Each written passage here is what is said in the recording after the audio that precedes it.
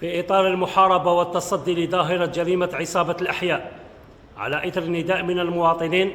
عبر الأرقام الخضراء مفاده وقوع شجار في الطريق العام بواسطة أسلحة بيضاء على مستوى أحد شوارع بلدية سيدي محمد. على إثرها مباشرة تدخلت عناصر المصلحة للأمن الحضري الرابع مصطفى باشا لأمن المقاطعة الإدارية سيدي محمد، حيث تمكنت من توقيف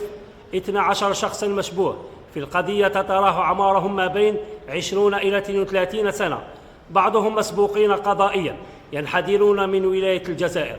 هذه العملية التي تمت تحت إشراف الدائم والمستمر للنيابة المختصة إقليمياً مكنت من ضبط وحجز منبه، بواخر سينيال، شماريح، أقضبة حديدية، حزام جلدي به قفل حديدي. وبعد استكمال جميع الإجراءات القانونية سوف يتم تقديم المشتبه فيهم أمام النيابة المختصة إقليمياً